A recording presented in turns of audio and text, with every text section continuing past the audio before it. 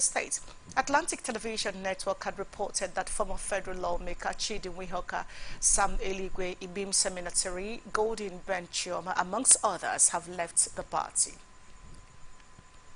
In a meeting with clergymen at City of David International Church in Lelemo River State, Senator Magnus Ngei Abe urged the congregation to participate in the happenings in the society. Senator Abe, before his speech, gave a brief history about himself. He further said the church is the society and what affects the society affects the church. My name is Magnus Ngei Abe. I am from Okana. Kind of precisely in River State. I was born in 1965. My parents, Apollos Lekaga Abe and Margaret Lena Abe, were of course both from Beira, which is where I come from. My father was an Anglican priest, was a pastor in the Anglican church. And my mother was a homemaker. She did petty trading. She wasn't very educated. But she was very enterprising, very loving, and very committed. Sometime after I was born, my father had to go to England. The church gave him an opportunity to go on a course in the UK. And in those days, when you go to England, the whole village will go to wherever you're traveling from with drums and all that to escort you that you're going to the white man's country. My father benefited from that kind of thing. Now, while he was there, the Civil War started, and he was cut off from the family. And then it was just my mother and 5 children, and I was the last. I was barely about 2 years old at the time. And then bombs were dropping, bullets were flying. And we just clothes on our backs. My mother carried 5 of us and ran away from there. We became refugees. I really don't remember the whole way of how that actually happened, but I can still remember little bits of it. Everywhere was deserted. You walk all the way from there to Benin, you won't see one human being. All you'll be hearing, boom, boom, bombs, bullets, everything. So when people say war, I have an understanding of what conflict situations actually involve. We ran, we didn't have anywhere we were going to. We had no money, we had nothing, just our boots. And we were running with our legs. We ran all the way to somewhere in Imo State. And some families there took us in. Part of those families in my one market, they're still there till today. They gave us where to stay, they helped us, they had mercy, they had compassion on us. They didn't know us. We were not Igbos, we were not related to them, but they helped us. So I have benefited from the kindness of strangers in several times in my life. We survived the war, and my father came back. He came back, he was able to look for us and retrieved us. I still remember where my father came and met us somewhere in Owerri. There were refugees everywhere. Caritas or some people were helping to document people and bring them back to their families. And there were dead bodies everywhere. But my father came in the midst of all that, found us, we all went back to the church, hosted him to Yegi. My father was a pastor. He was earning about 96 naira a month at that time, which was money that is far below minimum wage. And he had 5 children. When he came back, my last brother was born of my mother, and we were now 6. 96 naira. But because the government was working, because teachers were promptly paid, inspected, and Abi further mentioned that modifications have been made in regards to the election procedures in the country. He also said with the new electoral act, the masses have a stake and they will be the ones responsible for electing leaders of their choice. He urged the congregation to elect credible and efficient leaders who will not only consider their personal interests, but will endeavor to fix economy. Things have depreciated substantially. The government itself and those who serve the government have gotten to a point where they have to think of themselves before they think of you. Because everybody believes that nobody is thinking of them out there. People believe that those of us in the government, when we close the door, we serve ourselves and we don't serve you. Is that not what you all believe? And so everybody is struggling to get into the government because that's the only place you can survive, is it not? Now, is that system working? Can all of us get into the government? If everybody has to serve in government before them and their family can have a chance, and the government is changing only after 8 years. Member House of Assembly, Chairman of Council, Permanent Secretary, Honorable Member, this and that. All of them in the state at a given time are they up to 5,000. If we change them every 8 years, tell them how I benefited. If the people who were in government when I was a child, the government was working for them more than it was working for me, would I be standing here today? So we have to reverse things so that the government works for those who are not in government more than it works for those who are. Something has changed in Nigeria. There's a new law now called the Electoral Act that has changed the way we vote and the way things happen. Senator Magnus Abe implored the masses to support and vote him in the 2023 elections as he has past leadership experiences and qualifications in the state. He also added that he will employ agile capacity-based and competent measures to curb insecurity in the state and will create employment opportunities for... It is more than the building and the flag and the symbol of the party. It is the people that is in power. Is it not? And for that, if for nothing else, we must give them their due, people like that. And in Rivers State here, I have come with a message to you people that it is us, the people of Rivers State, that have the final say to decide on the kind of government that we want. All we have to do is to agree among ourselves, that this is what we want.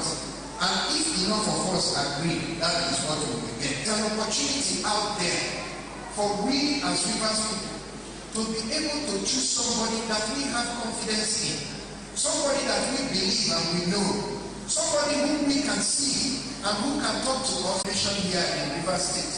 And I'm the only person who serves in that capacity that has been voted the best commissioner for information in the history of the state. I'm the only one. I served as secretary to government. When I was secretary to government, the record of how we ran the government is there for everybody to see. People kept saying me after I... Niger Delta Development Commission NDDC IBIM Seminatary joining the list. Other high-profile resignations from the party, most of them Amechi's loyalists, include former Commissioner Bigwigs, had also left the party. Derived. He further said the party was built around one man and there has been a cold war between IBIM Seminatary and Right Honorable Chibuike Rotimi Amechi. Member of the party, and with what was going on, I knew that this was coming, but not as big as this. I also had my issues, and there was the reconciliation committee set up, headed by Dawari George, who also called me and hear my own story, all those put together. But he was urging me to stay back. I was so skeptical, but the same Dawari George, if I had stayed back, he would have also left me behind. You understand the whole stuff? So he would have also left me behind because he has also left. You left before him. I left before him anyway. Because, Okay. some of the conditions I was given, then they couldn't meet it, so I have to make my own edge way. But that said, in Ipso military, we also know that during the primary, before the elections, where they campaign for delegate and all those stuff, pitch tent with Yemi Osibanjo, the vice president, who was also going to become president. And we were all shocked. And he made a statement right here in Port Harcourt saying that Yemi Osibanjo is the best person she has worked with. We're like, wow, that becomes one or two things. But even at that, we were not big like Dawali George and all those people. But we're also warning that, look, with this crisis that is not abating, that look, if something is not done, there will be serious crisis. That is what is playing out right now. Ojukaye, Flag and Makri, at the end of the day, they said they set up 19 elders. I call them 19 unknown elders because they are not recognized by any part of the constitution of the APC. And they now try to favor Toye Cole, who is now the candidate of the party, and all those put together. People were aggrieved. People like Ojukaye, Flag and Makri say, look, I'm not binded by whatever the 19 elders did. And they call him unprintable names. All those put together was what accumulated into this whole problem put together. Don't forget that as of 2019, the APC was not in the ballot. I was thinking that with this whole thing happening, they would have been able to call for a large house so that they can settle things with the Magnus Abbas faction. But what do I really know? So they continue in the same. The management of Darlon Oil and Gas Limited has confirmed the assassination of its head of operations Idu Kakwo Ogede, who was killed by armed men suspected to be hired assassins. Atlantic Television Network gathered that the deceased was killed in a hotel off Tamik Road, Okutukutu, Yenagoa, Bayelsa State. Our ATN correspondent further gathered that Idu Kakwo, who hails from Gada's compound in Ibomoturu 1 community in southern Niger, LG, was shot twice by his assailant at about 7:45 p.m. on Sunday, leaving him to die in a pool of his own blood. Further investigation revealed that the killers, who were dressed in uniforms that resembled that of the security operatives, entered the hotel in the afternoon of the ill-fated Sunday and paid for 3 rooms. It was further learned that after they lodged, they were seen at the bar of the hotel where they drank beer while waiting for their victim, who had gone out for an assignment. According to eyewitness testimony, the behavior of the assailants raised suspicion, and as a result, friends of the deceased decided to put calls through to warn the deceased that he allegedly didn't take the call because he was driving at the time. Unfortunately, when he arrived at the premises of the hotel at about 7:45 p.m., the gunman had run towards him and shot him twice, one on the chest and the other on his lower abdomen, leaving him dead. The victim was eventually confirmed dead at the Gloryland Hospital at Opolo, Yenagoa, several minutes later, from where his body was moved to the morgue of the Federal Medical Center. Akwa Ibom State Police Command has declared a roadside petrol dealer in Obio Akba, Oruk Anam, local government area of the state, wanted for setting ablaze an undergraduate of the state university. The suspect, now at large, was said to have fled the scene of the crime after setting the victim, identified as Enwongo Akman, a 200-level student in the Department of Philosophy at Akwa Ibom State University, on fire after an argument with him. It was gathered that the victim bought 500 naira petrol from the suspect and later suspected it was adulterated as it failed to start his generator. The victim, however, returned the petrol to the dealer and demanded a refund of his money, but the suspect started arguing with him. An eyewitness narrated that in the course of the argument, the dealer collected the petrol, poured it on the victim, and struck matches on him, adding that the people around scampered for safety.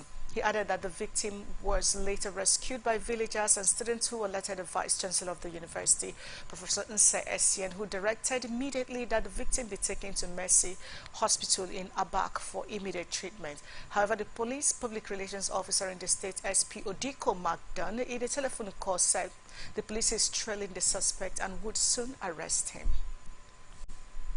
The groundswell of agitation for the inauguration of the substantive board of NDDC in compliance with the law has continued to rise following the recent appointment of Obong Okon Omana as the Minister of Niger Delta Affairs, more so with his promise to meet the yearnings of the people of the Niger Delta region.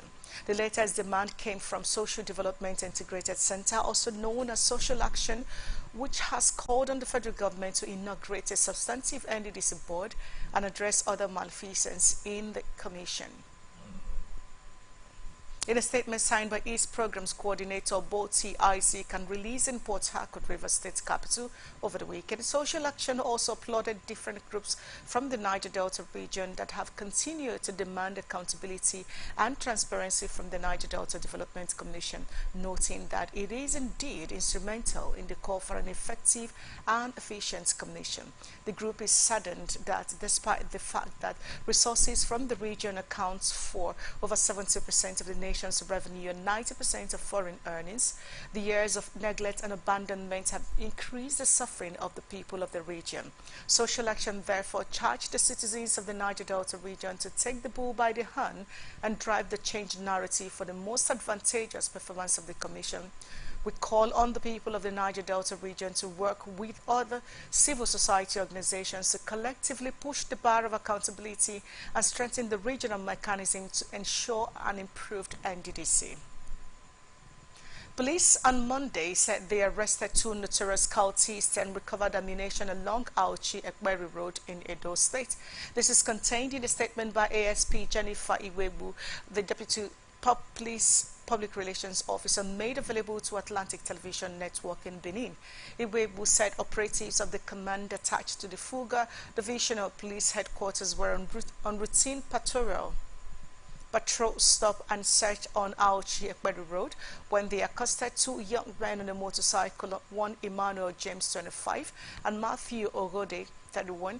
Iwebu said upon searching them, 3 live cartridges were recovered from the bag in possession of James.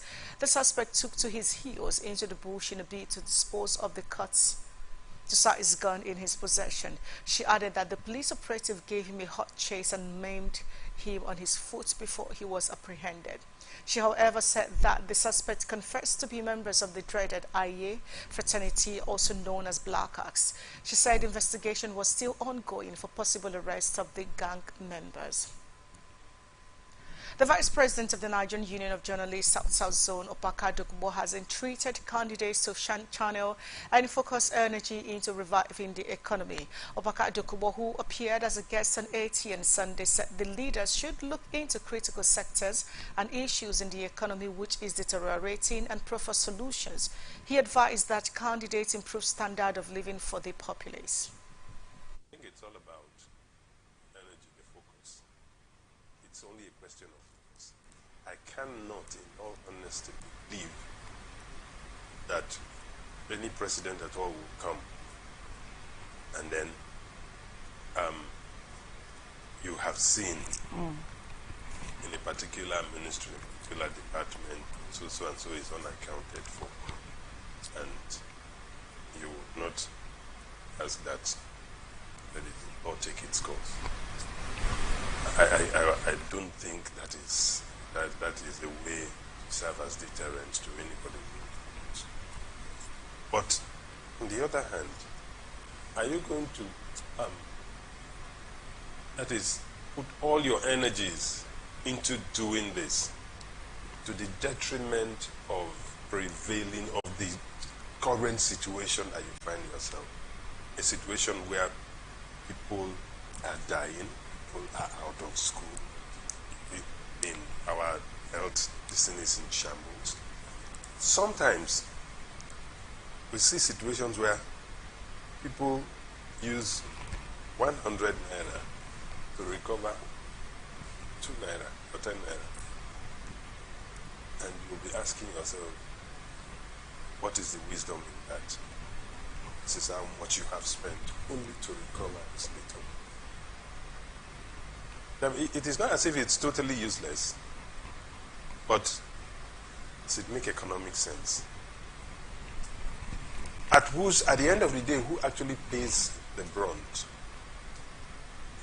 Is it the the economy? What is really the opportunity cost of that? Is it the hospitals or the health sector that should have benefited? Is it the educational system that should have had kind of funds that were required at that material time to do that? Or you put all your energies and strength into pursuing this one to the extent that these critical sectors continue to deteriorate? I think it's a decision somebody will have to make. We have seen Buhari who came telling us, I am going to do this. And at the end of the candidate of the People's Democratic Party, PDP, in the July 16 Osun governorship election, Ademola Adeleke, has said his comments on dollar and pounds were not intended for vote buying. Adeleke made the assertion while answering questions on his comments at the just concluded Osun 2020 governorship debate. He noted that his comments were twisted by the opposition to ridicule him. The PDP candidate said the intent of his comments on the dollar and pounds was to use his international connections to help the people of Osun State. The senator said his family is known for philanthropic activities. Adeleke said he will ensure corruption is reduced to the minimal level if elected governor of Osun State. He promised to reduce corruption to a minimal level so that the people that are coming in to invest will be rest assured that they will not put their money in their pocket. Recall that Adeleke was in a viral video seen at the PDP campaign rally saying he has come with dollar, pounds and other international currencies. The Ekiti State Police Command said on Monday that operatives of its Rapid Response Squad had arrested 3 suspected kidnappers terrorizing parts of the state. The Commissioner of Police in the state, Moren Keji Adeshina, said the RRS operatives, in collaboration with many of the vigilante group, nabbed the suspected kidnappers inside a deep forest in Ijan Ekiti in Bonyin local government area of the state. This came after the arrest of 2 individuals on June 29 by the RRS operatives at Ido Ekiti in Ido Osi Council area of the state over alleged high-profile kidnappings in the state. A statement by the Police Public Relations Officer, Ekiti State Command, Sunday Abutu, titled, Ekiti Police Command arrests 3 for kidnapping, listed the suspect as 38-year-old Musa, 25-year-old Ali, and 19-year-old Suleiman. Following the growing level of insecurity in Edo State with the recent kidnapping and killing of Reverend Father, the acting governor of Edo State, Mr. Philip Shuaibu, has given marching orders to all traditional rulers across the state to engage local hunters and vigilantes to flush out criminal headers in all of the forests in the state. Shuaibu gave the marching order after an emergency security meeting with traditional rulers, opinion leaders and security agencies in the state. Part of the resolutions which was made available to journalists also directed heads of the 18 local government councils in the state to provide stipends and other needed resources to the vigilante and hunters on a monthly basis to comb the forest and flush out the suspected criminals. He said that traditional rulers would henceforth be held responsible for any acts of kidnapping and terrorism that occurred in their domain. Other parts of the resolutions read that everybody currently residing in any forest in Edo State, in the guise of campaign, should vacate such areas with immediate effect. The acting governor mandated all acting local government chairmen to use all the security apparatus, including the police, army, vigilante groups, hunters and others, to forcefully remove any erring groups or individuals within the next 10 days.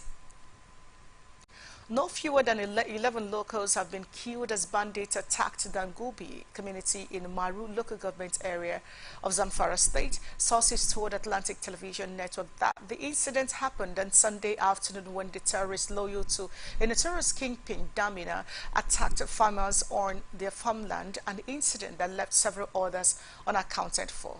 Dangubi is about 100 kilometers away from Gusau, the Zamfara state capital. The spokesperson for the Zamfara State Police Command, Mohammed Shehu, confirmed the casualty figure to Atlantic Television Network on Monday morning via telephone chat. He stated that the police authorities have since deployed a reinforcement team to the area to restore calm and normalcy in the community. According to Shehu, the police tactical operatives have begun a confidence-building patrol in the affected community. In a separate interview with Atlantic Television Network, locals lamented that Dangubi and surrounding communities have been experiencing a series of attacks by bandits in the last few days. Saifulahi Ibrahim, a resident of Maru local government area, said the notorious bandits demanded a sum of 2 million levy from the community in order to allow them to cultivate their farmland in the rainy season, adding that the people did as requested. According to Ibrahim, Kango, which is another village just about 2 kilometers away from Dangubi, was attacked last Friday and 7 persons were reportedly killed. An Islamic scholar, Alpha Abdulaziz, has said slaughtering of ram is a commandment from Allah and a follow up for Muslims who went to Mecca for pilgrimage. Speaking in an interview on Atlantic Television Network Society Watch on Monday, Abdulaziz said ram sacrifice is an indication of obedience and sacrifice to Allah. He further said ram sacrifice is not a compulsory obligation if one is capable to make provisions. Slaughtering of ram, as we know, we have 2 celebrations in Islam. The first is Eid al-Fitr, which comes immediately after we fast in the holy month of Ramadan, which is the 9th month of Islamic calendar. While the second is Eid al-Kabir, which happens a day before yesterday, if I'm not mistaken now. So for this, we as a Muslims, we are commanded by Allah subhanahu wa ta'ala to slaughter a ram. And slaughtering a ram, there are so many lessons. It only signifies sacrifice and obedience to Allah. But we should know it is not compulsory if you are not capable to afford a ram. We keep saying this. Allah says buy ram. Allah knows your pocket. He knows what you can afford. You are not expected to go and borrow money. You are not expected as a Muslim to say, oh, I must kill ram by all means, even if I will take lapo or if I will go and take. No. If you are capable, you can buy. But if you are not capable, Allah sees your intention. Subsequently, we have more years to celebrate if we are given that opportunity, which means you can still slaughter ram. And from cow, if you can pair up 5 people to kill a cow, or if you can, or if for a single person you can kill a ram or a goat. Even if you are not able, even if you are capable of getting a fish, it's still celebrating Salah. You don't have to make it like people say, by all means, I must buy one. It is not by all means. Allah has told us in the whole Quran that we are not forcing it on you. If you are capable, go and buy. And if you are not capable, you pray to God Almighty to provide for you in the subsequent year so that you can be able to afford a ram for you. For Muslims that are able to go to Mecca, that went to perform a pilgrimage in Saudi Arabia, we are using that to follow them up by killing our own ram. Okay. But if you're killing the ram, it is compulsory if you have the money. If you are capable of buying it, it is compulsory for you, because it's a right that we must follow as Muslims. But if you are not financially okay, as we know the economy is not smiling at all, so you're not expected to use all your savings, all the money you gather that you're supposed to use feed or send your children to school or take care of some basic stuffs at home and use them to go and buy them, all in the name of I want to kill her. So we believe God sees your intention, and if He provides for you, you are entitled to buy a ram. But if not, then you're not forced to get. Yobe State Governor Honorable Mai Mala Buni has congratulated the All Progressive Congress presidential candidate Asiwaju Ahmed Bola Tinubu for the choice of a worthy vice presidential candidate Senator Kashim Shettima. The governor, who was the chairman of the All Progressive Congress Caretaker Committee, described the Tinubu-Shettima combination as a victory ticket for the party. Buni, in a statement issued by his Director General Press Affairs and Media Alhaji Maman, said the choice of Shettima will enrich the fortunes of the party with bright chances of victory in the 2023 general elections. Governor Buni said the APC presidential and vice presidential candidates are people with bountiful wealth of experience and governance to make Nigeria great. The governor advised that at this critical moment of a dwindling world economy, Nigeria needed the excellent combination and experience of Tinubu and Shettima. He charged the party to remain united and focused for a successful outing in 2023. Buni noted that Tinubu and Shettima have great respect for all religions, making the Muslim ticket more acceptable because they are both tolerant, working and living with people from different faiths. The Deputy National Publicity Secretary of the All Progressive Congress, Honorable Murtala Yakubu Ajaka, has advised Nigerians to ignore the religious sentiment of opposition political parties over the choice of Senator Kashim Shettima as the party's presidential running mate. He commended the choice of Shettima and said those opposed to the former Borno governor will thank Asiwaju Bola Ahmed Tinubu for his choice. In a statement on Monday in Abuja, the APC chieftain assured Nigerians that fears being expressed in some quarters only exist in the realm of imagination of the opposition. Speaking further, Ajaka said the Senator Shettima is a man of knowledge, accomplishment, courage, and integrity, who is not given to bigotry or having corruption badges with any anti-corruption agencies. He went further to state that both Asiwaju Bola Ahmed Tinubu and Senator Kashim Shettima are not religious fundamentalists or ultra-Muslims. Their records in public offices are testimonies to rely on. According to him, as a two-term governor in Borno State, Shettima enjoyed the support of the Christian community throughout his tenure. The Borno chapter of the Christian Association of Nigeria testified that in the history of Borno State, there is no governor that has been fair to Christians community as much as Governor Shettima. He revealed that it was Governor Shettima in the history of Borno that has sponsored the highest number of Christian pilgrims every year since 2011 till he left office. These and many other records of mutual respect for all faiths are there to verify in Borno State. The presidential candidate of the All Progressive Congress in the 2023 general elections, Bola Tinubu, has announced the former governor of the state, Kashim Shettima, as his running mate. The announcement came after Tinubu had a closed-door meeting with the President Major General Muhammadu Buhari, retired, in his Daura private home on Sunday. Speaking in an interview on ATN, a socio-political analyst, Frank Enawaji Ogwononu, said due to the reactions of the leaders, it has been believed that Northerners will always support themselves. He further said political parties should strive to build a government that will cushion the effects of poverty and curb insecurity bedeviling the country. The North is ready to make sure they support their own. That's what I like. It's not written down. It's a mindset in Nigeria. For me also, I am not even against Muslim ticket because it's not constitutional. But the fact is that the way things are being run in Nigeria is what is creating confusion. We have Muslim ticket. If not, I don't see any problem. But because of the reactions of our leaders when they are in office, that's where we now begin to have doubt that Muslim ticket is against almost many people's expectations. Ordinarily, in politics, there is no room for issue of Muslim ticket or Christian ticket. All is about forming a government that will, in a way, cushion the effect of poverty and in a way bring down this high level of insecurity that is bedeviling Nigeria.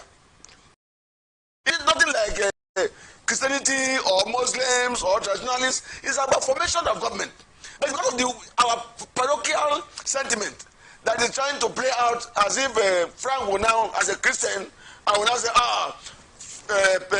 Muslim ticket is a taboo. Oh, I don't need to. And again, like the issue of trying to invoke the spirit of June 12th. I hope the election.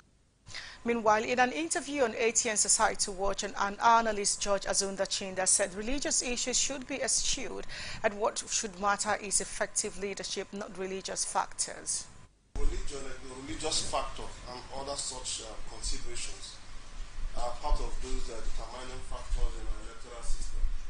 But then, the reality of them permits Bola Ahmed Tinubu to choose the Muslim vice presidential candidate. I'll tell you why. is from the southern part of Nigeria, from Lagos. He is a Muslim, and majority of the northerners are Muslim. They do have Christians. We have Christian politicians, the likes of Boss Mustafa, Dogara, and the rest of them, who are from far north. Know that. But I will also tell you that the first port of call for every political party, the primary purpose of the existence of political party is to win an election. If you don't win an election, you can't even lay your hand on the keys.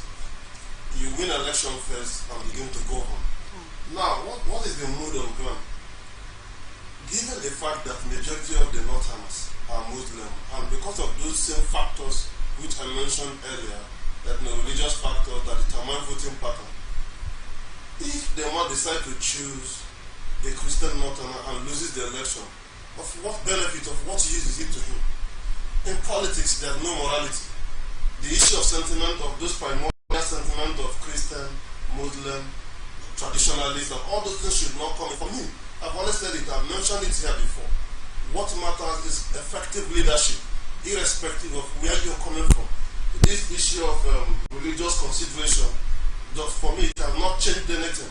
The current dispensation has a Muslim president and also a Christian vice president. Just tell me of what importance their religion has affected positively the lives of ordinary Nigerian people. So what matters is our leadership. Nigeria must also look forward to changing the kind of political system that we operate. But we have true fiscal federalism where people wouldn't mind who is leading, provided the institutions of state are working effectively, where what belongs to you, you get it, job opportunities are there and all of that. You wouldn't mind who is the president, you wouldn't mind who is the leader, provided the institutions of state are working on all those things that is due to the Nigerian people, they get it. So for me, what Tinubu has done is about political realism. It's about him, positioning himself to win the presidential election next year so that he'll be able to go home. He has looked at the mood on ground. What is the point of taking a Christian vice presidential candidate and not getting the vote from the core Northerners who are Muslims? At the end of the day, he loses. So for me, what matters is about the leadership of the man's ability to lead. We must eschew this issue of religious consideration. The All Progressive Congress APC on Monday said Mr. Ahmad El Mazouk remained its national legal advisor, contrary to reports that he had resigned. Mr. Felix Morka, the party's national publicity secretary, said this in a statement while reacting to the purported reports which he described as false and misleading.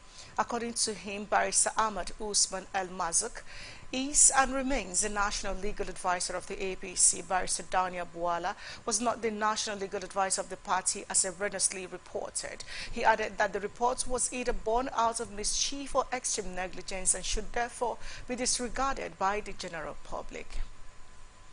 A political support group under the auspices of Asiwaju Bola Ahmed Tinubu Crusade Organization, APTCO, has urged all Nigerians and electorate to consider competency, dexterity, capacity, knowledge, and skills in doing things as religion or ethnic consideration is not healthy in politics and polity. APTCO commended the presidential candidate of the All Progressive Congress APC, Bola Tinubu, for his decision to choose the former governor of Borno State, Senator Kashim Shettima, as his vice presidential candidate for the party. The national coordinator of APTCO, Comrade Ayeni Samuel, who made the remarks in a statement on Monday, described the choice of Shettima as a bet that would give APC a landslide victory in the next year's 2023 general elections. According to the group, none asks about the religion of the pilots before flying with them. Likewise, nobody asked about religion of the drivers of commercial bus before boarding to their destinations. The decision is a right decision which is well calculated to attract more support and votes from the northern parts of the country, he said. Ayeni retorted that APC will get more votes from Court North, considering the fact that Senator Shettima is from there, saying that Senator Shettima has larger support of the Northerners, which would consolidate on the winning of the party from the zones. He went further to say that Asiwaju Tinubu, being a great politician, would not choose less than excellent, saying it is an excellent joint ticket because The Anglican Communion in Calabar Cross River State has called for the immediate resignation of President Muhammadu Buhari as his government. The church has also expressed deep disappointment at an outrightly rejected and national party, the APC Muslim presidential ticket for next year's election, insisting that the secularity of Nigeria must be respected. The church's position was expressed by the Bishop of Calabar Diocese, Reverend Professor Noyi Egbe, during the second session of the 11th Synod of the Diocese.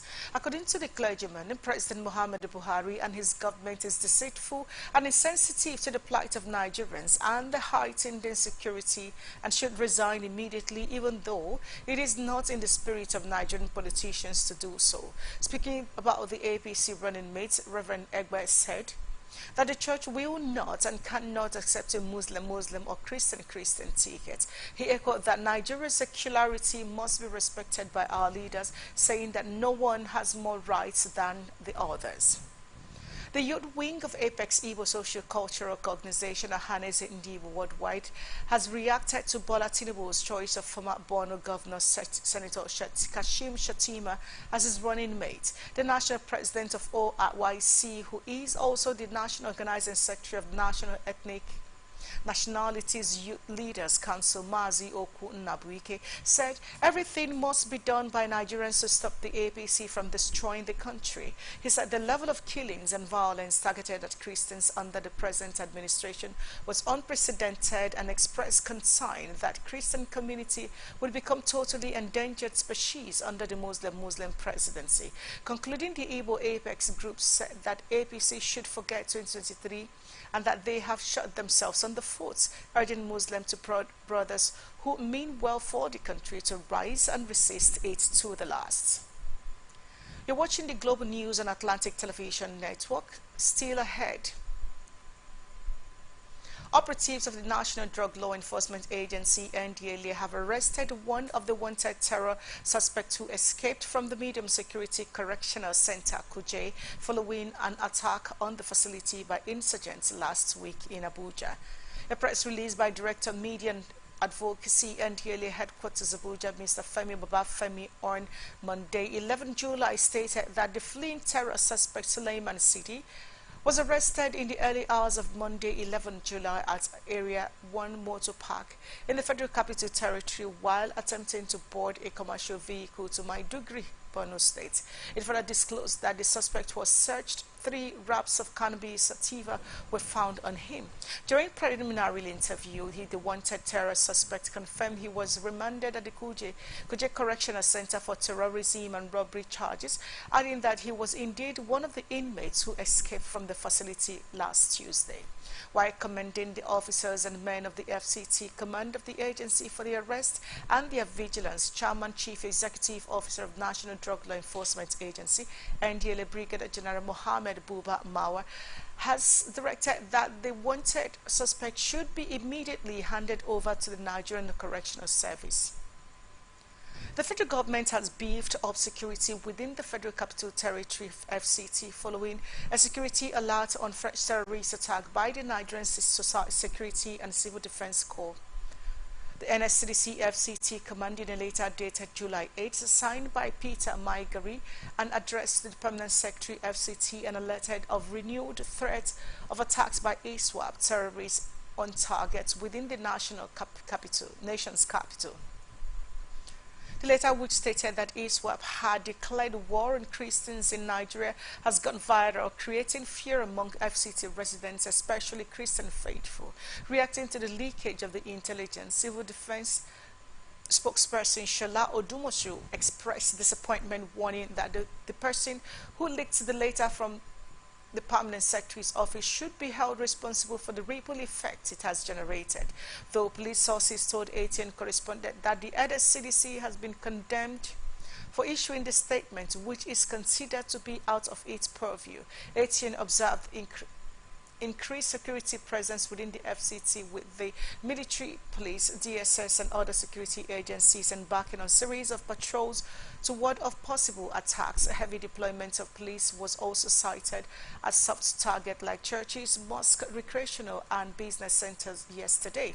ATN also learned that the police is working in partnership with the military, DSS, hunters and vigilance group to have also launched a series of raids with the FCT to rid of miscreants and other criminal elements. Similarly, the Commander Guards Brigade Nigerian Army Brigadier General Usman called on residents to continue to be security conscious and report any suspicious movement to the security agencies. The mediator between the federal government and terrorists holding the passengers of the Abuja-Kaduna train captive Mamu Tuko has said that the remaining victims could be released in matter if federal government employs dialogue. He spoke to ATN correspondents in Kaduna about his role in securing the release of the captives. The publisher and chairman of Kaduna-based newspaper Desert Herald, Tukur Mamu, has revealed that the remaining 43 victims of the ill-fated Abuja-Kaduna train abducted over 100 days ago can be released within 4 days if the federal government adopts dialogue. They have misguided religious beliefs, but they do listen. If you engage them, they listen. And if we are lucky, for example, in a society or in the nation, whereby this set of people even have confidence in some of us, I think this is an asset the government is supposed to utilize in the interest of the whole nation. For example, I keep giving examples. How many billions have they spent in the rail lines? Despite the investment of the billions, the train cannot move, primarily because of the threat of these abductors, and the threat is very real. That is why government cannot even resume these services. So the loss is too much for the nation. Even if, for example, today we succeed in rescuing all the victims, the government still needs to sit down with these people, have an understanding for people to move freely in security and safety. And this thing can be done with the power of dialogue. This thing can be achieved with the power of mediation. Malam Mamu, who spoke to ATM News, said that the terrorists holding the victims captives have proved to be reasonable in responding to his appeals on humanitarian grounds. And that was the reason why I even decided to come back, even after saying I will not be part of it again. I pleaded with them on humanitarian ground, on health ground, and to God be the glory, they accepted. Now, that is not to say others that are there are in good condition of health. Government should expedite action and do the needful. On how he was able to facilitate the release of the latest 7 victims on Saturday, he said it was not a tea party, but he was persistent. The process, honestly, has not been very easy. It's quite frustrating. Even though, as at yesterday, Saturday, we also succeeded in rescuing additional 7 of the victims. But with the development of yesterday and taking into cognizance most of the setbacks and then even the threats, I think this is not something I will be willing to continue with, despite that desire to keep contributing. On what role was played by the Nigerian government or its agencies in facilitating the release of the latest 7? He bluntly said that the government was not even aware of the process. Obviously, government is not even aware that there are efforts to rescue additional victims. Everything was single-handedly organized. The dialogue was done directly by me. The engagement was done directly by me. And to God be the glory, I was able to convince them on health reasons, especially those of them that are in serious need of urgent medical attention. It could be recalled that over 100 days ago, bandits bombed the Abuja-Kaduna rail tracks, stopped a Kaduna-bound train, and carted away many passengers. All efforts to secure their release proved abortive till Malam Mamu Tukur was asked to serve as a negotiator between the bandits and the federal government. Since then, the terrorists have released many of the victims. However, over 40 are still in captivity. This is Mike Ode James, ATM News, Kaduna. Thank you very much, Mike Ode James, for that report. And now to Niger State. Police Command has announced that it has recaptured one Kazim Motala, aged 54, who escaped from the Kuje Custodial Center. In a statement signed by the State Police Public Relations Officer PPRO DSP Wasiu Abiodun, he said the inmate was captured by police on patrol around General Hospital Suleja down to the Bakasi area of Suleja, and based on credible intelligence, Abiodun explained that during interrogation the inmate confessed that he escaped from Kuje prison during the attack. According to him, the inmate was serving in a jail term after conviction for an offense he committed, and he has been in custody for the past 2 years. The statement further stated that based on the directive of the State Commissioner of Police, CP Monday Balakurias, the inmate had been transferred to the custodial center. The State Police Command then thanked the members of the public for giving such intelligence to the police, while urging them to sustain efforts toward fighting crime and criminality in the state. We'll take a short break and we'll be right back after this.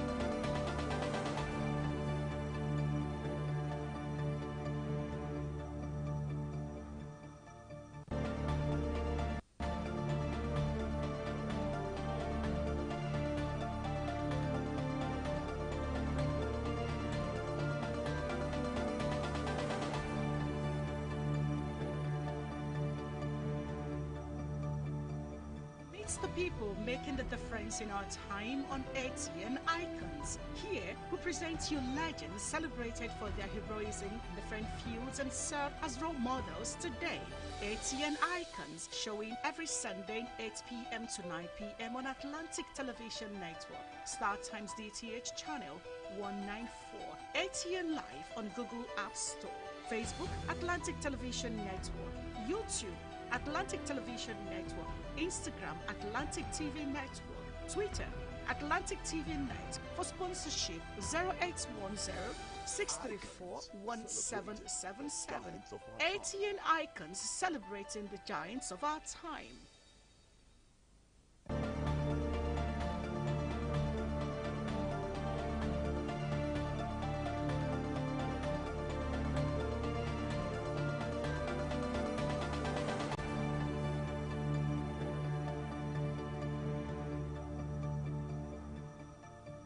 All right, welcome back. The National Commandant Peace Corps of Nigeria, Professor Dixon Akor, has advised security agencies to sustain intelligence gathering and sharing to decimate the security challenges in the country.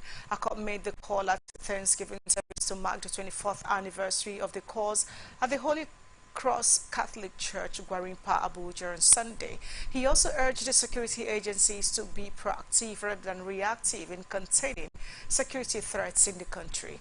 The commandant also urged Nigerians to be more security conscious and support security agencies in the discharge of their responsibilities. He pointed out that the recent attacks and kidnapping of men of God and other Nigerians were disturbing, saying it called for intense intelligence gathering to nip the problem in the bud. Akot said the focus of the organization remained to actualize the Peace Corps bill. He said that the cause would add to the search for peace in communities across the country. The Medical and Health Workers Union of Nigeria has said it will go on a solidarity strike in support of the Academic Staff Union of universities and other unions.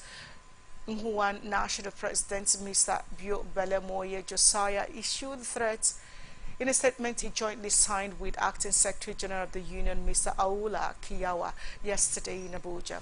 Atlantic Television Network reported that ASU and other unions in public universities, polytechnics and colleges of education have been in industrial action for more than 6 months over alleged failure of the federal government to meet their demands. The unions are demanding funding of the Revitalization Fund, earned allowances, implementation of the University Transparency Accountability Solution UTAS scheme, as well as promotion arrears. Other demands are the renegotiation of the 2009 ASU federal government agreement and the resolution of the inconsistency in the integrated personal payroll information system, among others. Josiah said the leadership of the union condemned in strong terms the lethargic attitude of government in resolving the issues in contention. You're watching the Global News on Atlantic Television Network. Up next is international tidbits.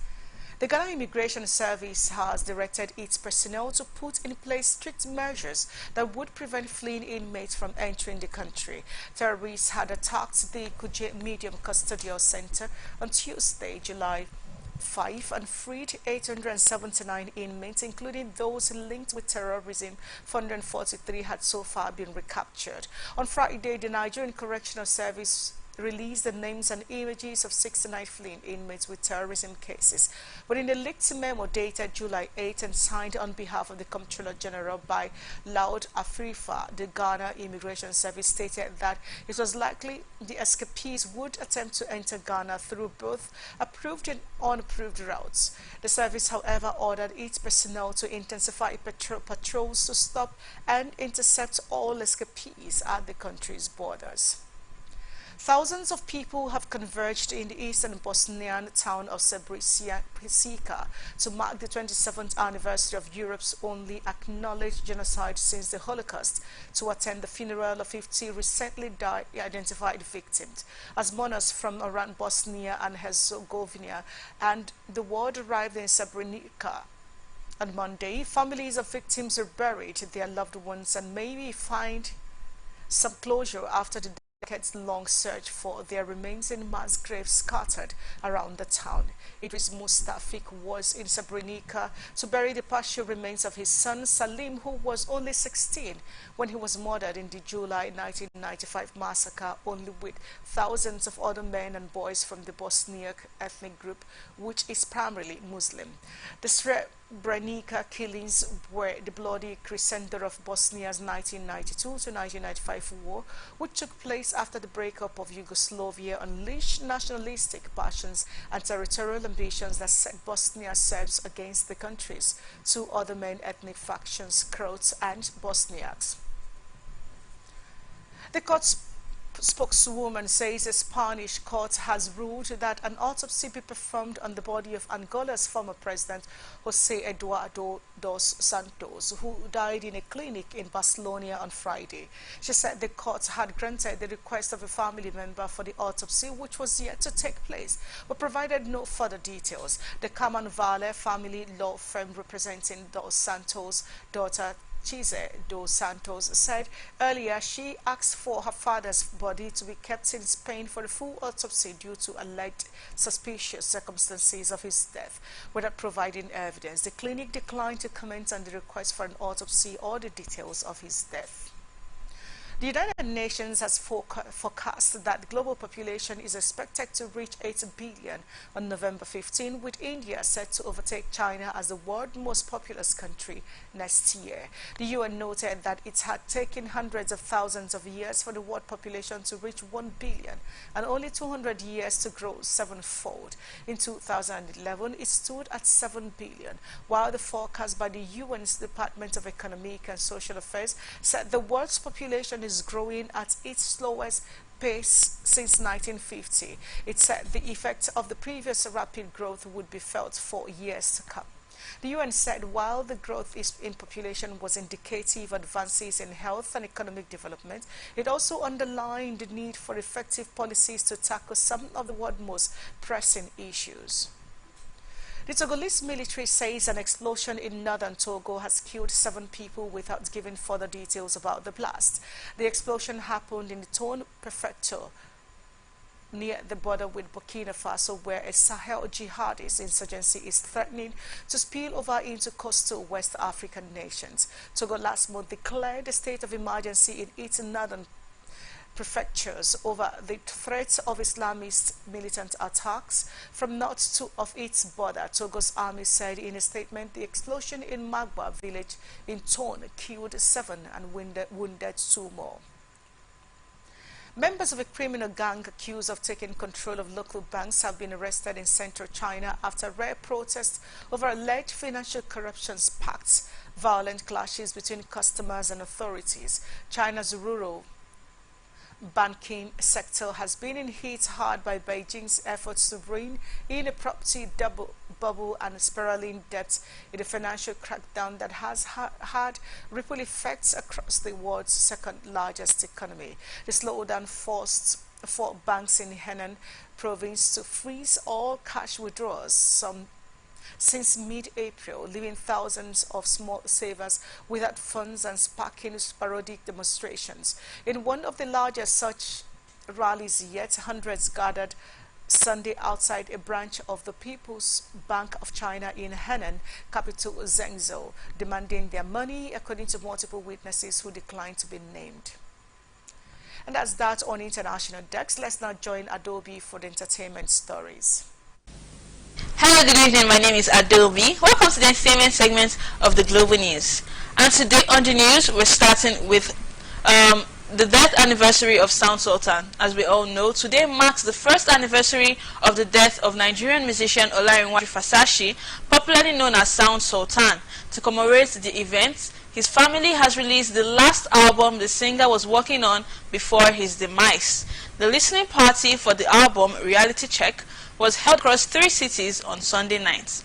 The event was held in New York, London, and in the Victoria Island area of Lagos. In a video on Sultan's page, his brother Baba D, who spoke from the listening party in New York, noted that the album was a special project. Indeed it is. We pray his soul continues to rest in perfect peace. Nollywood actor Yomi Fabiyi and the mother of his last child, identified as Grace Jimoh, engaged in a social media squabble over sex for all allegations. The actor shared screenshots of the first chat he had with Grace on his Instagram page. His action was in response to some allegations made by some blogs that he asked Grace to sleep with him to help her acting career. Sharing the chat on his Instagram page, Fabiyi stated in the caption that this was how things started with him and Grace, and there was no request for sex. In response, Grace took to her Instagram story to note that Fabiyi deleted some parts of his chat with her. Grace also alleged that the first time she did a video call with the actor, he showed her his genitals. She, however, noted that though she had evidences of her own, she would stop replying Fabiyi for the sake of their child. Nigerian singer Simisola Ogunleye, also known as Simi, has become the first female artist to reach 100 million streams on Boomplay.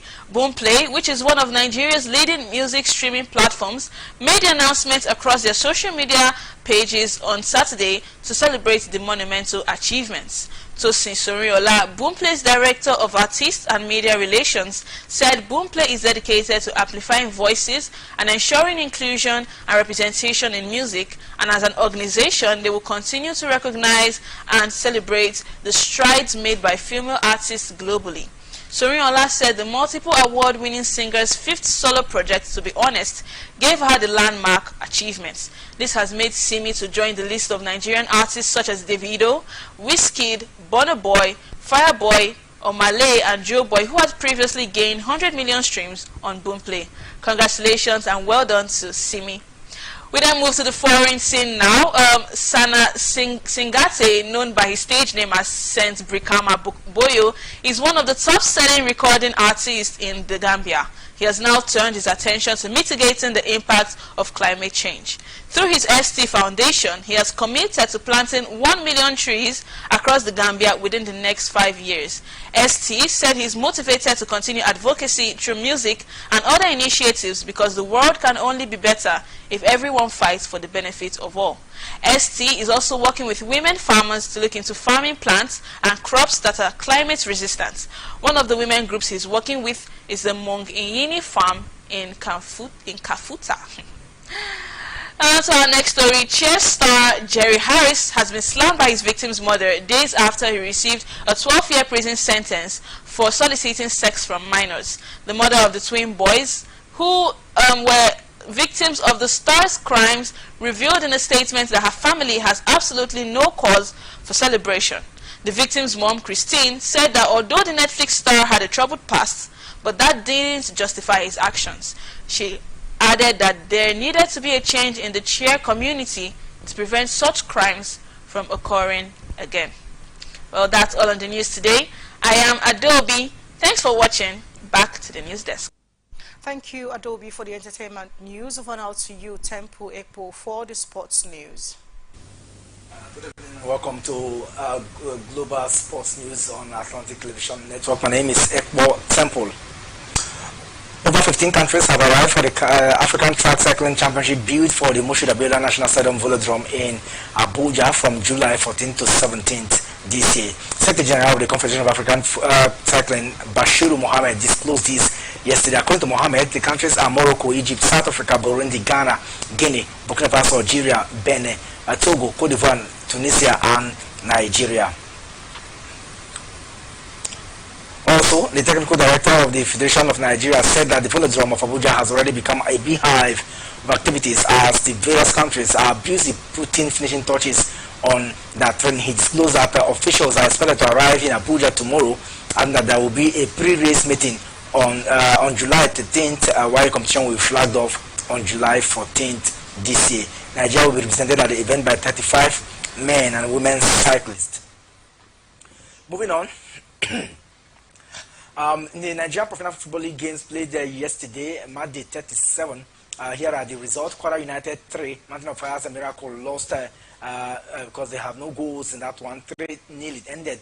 Another Tornadoes 2, Heartland FC 1, Sunshine Stars 1, Remo Stars Sunshine Stars 0, Remo Stars 1. Enyimba Football Club of Aba lost at home to Dakar FC 2-0. Katsina United 2, Plateau United 0. Lobby Stars 3-2 against Wiki Tourists. Aqua United at home at the Nest of Champion. I played 2-2 draw against Abia Warriors. Gombe United 1. Enugu Rangers of Enugu 0. 3SC at the Lekon Salami Stadium played 3-2 against Rivers United, the champions of the league this season. And Nasarawa United 1. Kano Pila Desai Masigida lost, ensuring that they continue to drag deep into the relegation battle.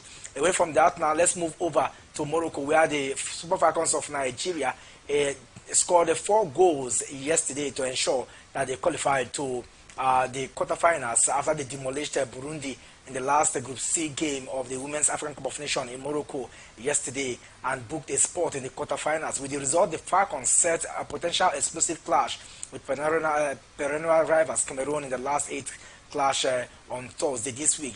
In the last other group games, we saw the likes of Morocco will clash against Botswana, South Africa will play against host Tunisia, and the third place team in Group B, while Group B leader Zambia battled debutant Senegal. The AFCONs are as scheduled, and we're going to see Morocco versus Botswana, Cameroon versus Nigeria, Zambia will host Senegal, South Africa versus Tunisia in the quarterfinals. Now, moving on now to club news. Now, let's start with some bits of transfers ongoing in Europe. Southampton have completed the signing of Rangers midfielder Joe Arebo on a 4-year contract. A 25-year-old Nigerian international joins from a fee reported to be about £6 million, rising to £10 million with add-ons. Arebo spent 3 seasons at Ibrox after moving from Charlton in 2019, helping Rangers win the Scottish Premier League in 2001 and scoring in last season's Europa League final. Away from the English Premier League now, let's move over to the Serie A, where Juventus have made Angel Di Maria the first high-profile transfer signing of the summer, with Paul Pogba expected to follow suit. The old ladies are famed for their knack for picking out out-of-contract superstars, and Di Maria, who is 34-year-old, becomes the latest signing on a 1-year deal in Turin. The Argentine international left Paris Saint-Germain, his home for 7 years, at the end of the season. Di Maria won 5 Ligue 1 titles with Les Parisiens, as well as 13 domestic cups. However, the Champions League eluded PSG and Di Maria. In his final season in the French capital, Di Maria saw his playing career reduced. He made just 19 league appearances and 1 start, and only 22 in all competitions, contributing a total of 5 goals and 8 assists. That will be all on the global sports news this evening. Have a lovely time out and enjoy the best of the best. My name is Ekpo Temple. Thank you, Temple Ekpo, for the sports news. And that's the size of a package for tonight. But before we go, another look at the major stories. party is relieved by the resignation of some members, Chris Finebone. Unknown gunmen kill oil surveillance worker in Bayelsa State. At least 11 killed as bandits invade farms in Zamfara community. NDLA arrest wanted terrorists with drugs in Abuja. Police recapture Kuje prison escapee in Niger State. Global population to hit 8 billion, but growth slows, says UN. You can, however, follow us on our social media handles. Twitter, we at Atlantic TV Net. Facebook and YouTube at Atlantic Television Network. Instagram is at Atlantic Network. TV Network, I beg your pardon. Remember that peace and unity are the pathways to progress. Have a good night.